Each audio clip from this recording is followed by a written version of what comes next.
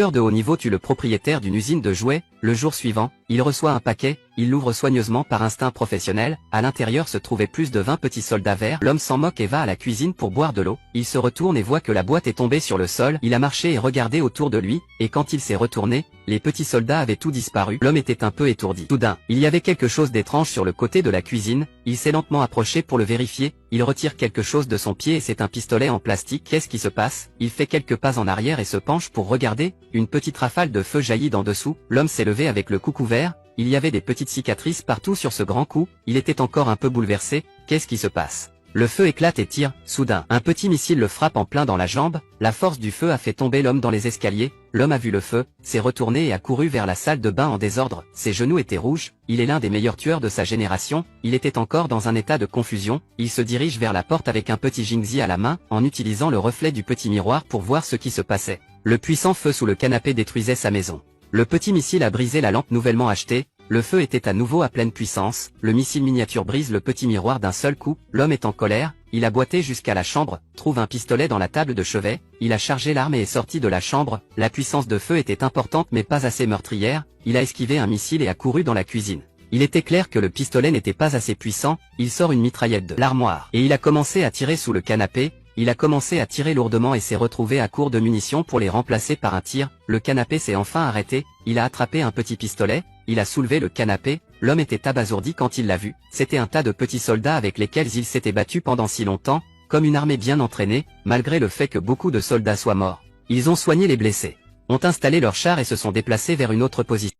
Ce soldat a pris son arme et a essayé de tirer, seulement pour être écrasé par l'homme qui l'a trouvé. L'autre a essayé de s'échapper mais a été renvoyé avec un coup de pied. Le tueur de haut niveau a combattu les soldats de plomb pendant si longtemps. Le reste des soldats utilise toujours la puissance de feu pour les supprimer. Un lance-roquette est préparé et visé. L'homme sort son pistolet et tire un coup de feu. Les petits soldats ont tous été soufflés. À ce moment-là, l'homme a entendu le bruit. C'est figé. 3 hélicoptères s'envolent. Ils ont volé devant l'homme et ont commencé un barrage de missiles. Le missile a presque brisé l'évier. L'homme a levé la tête. Un avion lui a éraflé le visage avec son hélice, puis est remonté pour lui érafler les mains et le cou. Dans l'avion, il y avait un pilote, un copilote et même un mitrailleur. L'homme vise son pistolet et en brise un d'un seul coup, mais le feu de la défense ennemie était trop lourd. Il s'est retiré dans la salle de bain une fois de plus. Il était en train de mourir de colère, en tant que tueur de haut niveau. Il était éduqué par une bande de jouets. Il s'est caché derrière la porte et a écouté les sons à l'extérieur. Il pensait que ça s'était calmé. Soudain, la petite porte en bois a claqué. Un avion est passé par le trou et est entré dans la salle de bain. L'homme a pris une serviette et a couvert l'avion avec. Puis un grand pied a commencé à le piétiner, et puis un autre obus est arrivé en volant.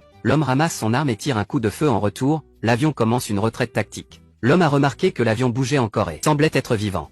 Il prend une serviette et ouvre les toilettes, il verse les restes de jouets dans l'égout, il enfonce ensuite la serviette dans l'interstice de la porte en bois, il regarde en arrière et voit qu'il y a toujours des bruits dans les toilettes, il ajoute aussi le sèche-cheveux branché. En un clin d'œil, le petit soldat lui a jeté un mot de derrière la porte. L'homme s'est approché, a pris la note et l'a lu. Ça disait rendez-vous. Le tueur s'est rendu au jouet, qui l'a fait rire. Il a ouvert la serviette pour voir.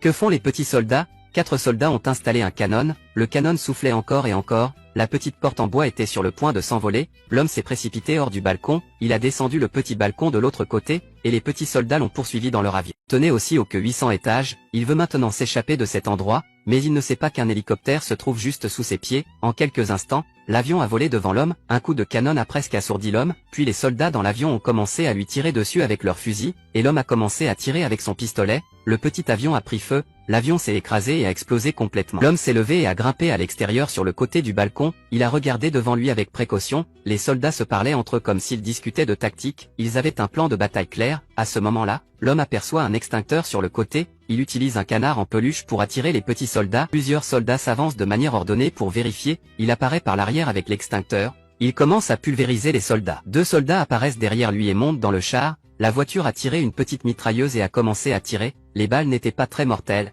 mais c'était douloureux de frapper le corps. C'était comme un mégot de cigarette qui vous tombait dessus. L'homme a pris l'insecticide et le briquet. Un simple lance-flamme commence à pulvériser. Maintenant, il ne reste que 3 petits soldats. Le feu a instantanément noyé les 3 soldats. Puis l'homme a pris un petit couteau. Il a tailladé les soldats. Ils ont ligoté les soldats et les ont examinés. La dernière vague de soldats a survécu à l'extincteur. L'homme a utilisé une grande boîte pour les écraser tous en même temps. À la fin, l'homme a gagné la bataille. Il était là, avec des cicatrices sur tout le visage, a démonté les soldats de plomb. Il compte le nombre de boîtes contre le nombre de soldats. Il y avait exactement le bon nombre d'entre eux. Il les a tout pris et a finalement mis les soldats brisés dans le four à micro-ondes. Juste au cas où, mais son instinct de tueur lui a dit de partir en premier, l'homme s'est changé et est entré dans l'ascenseur pour en sortir. Pendant qu'on attend l'ascenseur, un bruit se fait entendre dans haut. L'homme a regardé en avant, les boutons de l'ascenseur s'ouvraient, dans l'obscurité, il aperçoit quelque chose qui saute d'en haut. L'homme sort sa torche et la cherche, dans la crevasse, il voit un soldat de plomb dans un costume spécial. Il a fait une grimace à l'homme avec ses dents. Il monte ensuite au sommet de l'ascenseur a cessé de fonctionner, l'homme a également escaladé le sommet de l'ascenseur, derrière lui, le pied est cassé, le soldat le regarde avec un air de vengeance, un autre ascenseur se lève, l'homme en profite pour sauter au sommet, un petit saut périlleux à l'intérieur, maintenant, il était tellement torturé qu'il pouvait à peine se tenir debout, et le soldat de plomb est venu après lui. Il grimpe sur la poitrine de l'homme. L'homme se débat pour lever la tête et voir le soldat qui le poignarde avec un couteau, l'homme prend une gifle et la pousse dehors. Enfin, le rez-de-chaussée a été atteint, le soldat marchait avec arrogance juste devant lui, l'homme ne bouge pas. Le soldat sort un fusil de sniper, il pousse le soldat au milieu de la porte de l'ascenseur, malgré les mains du soldat qui le soutiennent, l'ascenseur écrase le haut de son corps, l'homme prend le méchant et est satisfait, mais il remarque alors un son provenant du sac à dos du soldat, il a ri au son d'une si petite bombe, comme le son devenait de plus en plus rapide, l'escalier entier a explosé, la caméra revient à la boîte à jouets. Le manuel d'instruction au dos dit qu'il faut un chef de commando et un modèle d'arme nucléaire, il s'avère que la vingtaine de petits soldats était un cadeau.